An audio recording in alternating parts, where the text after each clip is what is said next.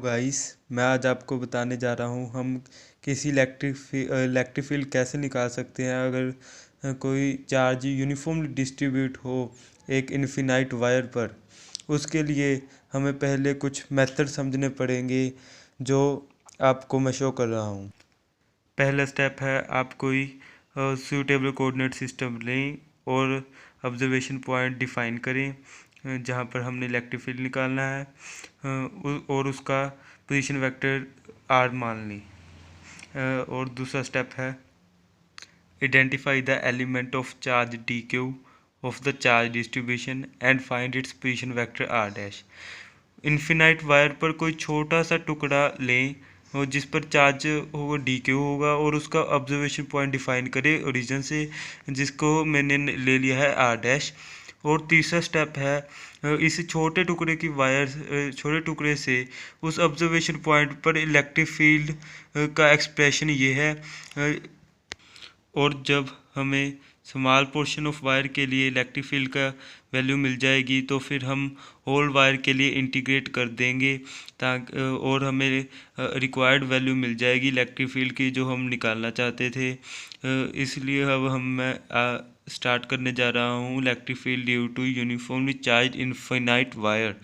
अब मैं first step लगाने जा रहा हूँ। मैं कोऑर्डिनेट सिस्टम को चूज़ करूँगा और फिर ऑब्जर्वेशन पॉइंट पी को डिफाइन करूँगा। तो मैंने अब फर्स्ट स्टेप लगाया consider uniformly charge infinite wire.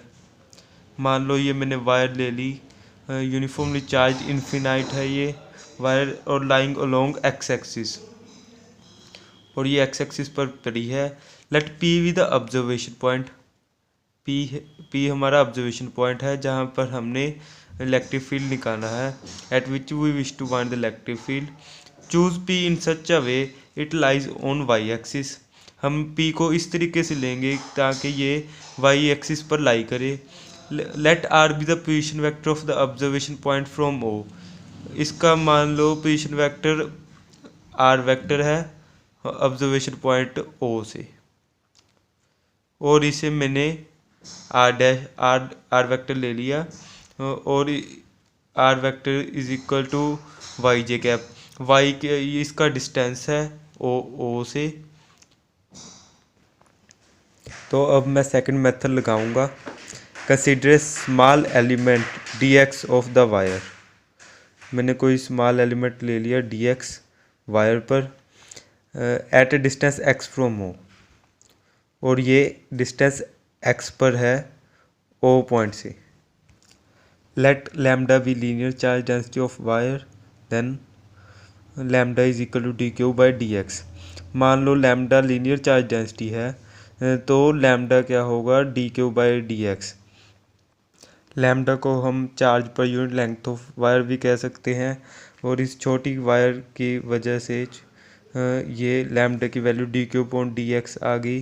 D Q ये स्मॉल चार्ज है जो इस स्मॉल पोर्शन पर डिस्ट्रीब्यूट है एंड डी एक्स इसकी स्मॉल लेंथ है और इसका पोजीशन वेक्टर हमने डिफाइन कर दिया आर डैश से जो और इसकी वैल्यू एक्स आई कैप आ गई क्योंकि ये एक्स डिस्टेंस दूर है ओरिजिन से, इसलिए इसका position vector R dash is equal to X I cap है।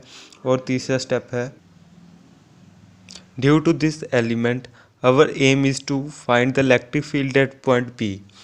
अब हम इस छोटे टुकड़े की वजह से वायर की वजह से हम इलेक्ट्रिक फील्ड की वैल्यू निकालेंगे ऑब्जर्वेशन पॉइंट पी पर और जिसका एक्सप्रेशन ये है D is equal to D Q by 4 pi epsilon naught R vector minus R dash divide by R vector minus R dash the magnitude का whole cube.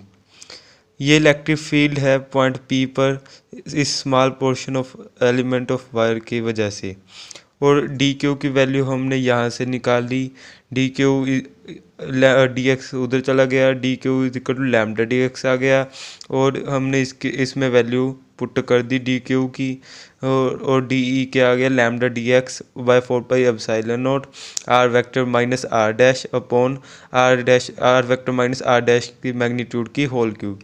अब हम fourth step लगाएंगे और इस होल पोर्शन ऑफ वायर के लिए हम integrate कर देंगे और फिर हम उसे सॉल्व करके हमें रिक्वायर्ड वैल्यू मिल जाएगी इलेक्ट्रिक फील्ड की, और इसकी डेरिवेशन आ गई है।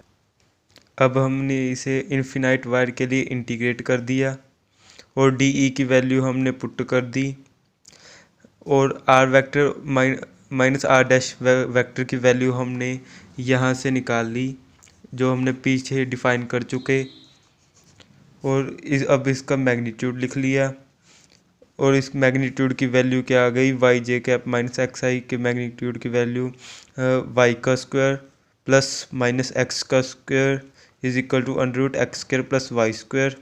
और हम इसे इसमें पुट कर देंगे, और वैल्यू पुट के करने के बाद ये हमारा इलेक्ट्रिक फील्ड आ गया, lambda Y J cap minus X I cap D X upon 4 pi epsilon naught X square plus Y square the power half ऊपर चली गई, और ये ऊपर जाकर 3/2 बन गई।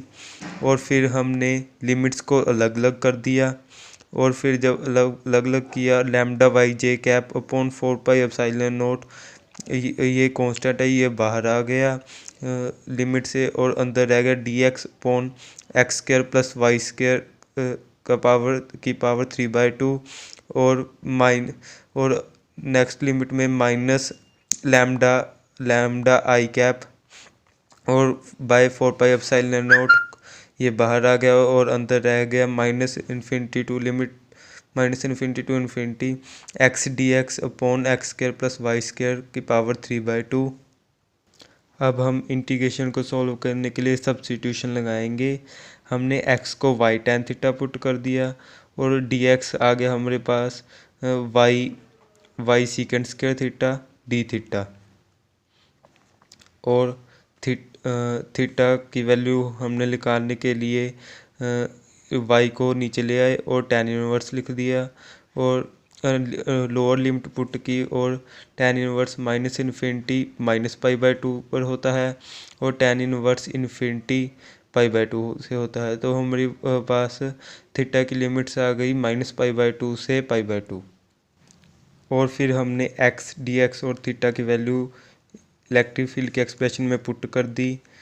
थीटा हमारा माइनस पाई/2 से पाई/2 हो गया, dx की value y secant square theta D theta and X square plus Y square की वैल्यू ये आ गई, और यहाँ पर हमने x की वैल्यू पुट कर दी, x y tan थीटा हो गया, और dx की वैल्यू पुट कर दी y secant square D theta and X square plus Y square की वैल्यू पुट कर दी, एक्स स्क्वायर हो गया Y square tan square theta plus Y square वैसे ही रह गया, और उसकी पावर है 3/2।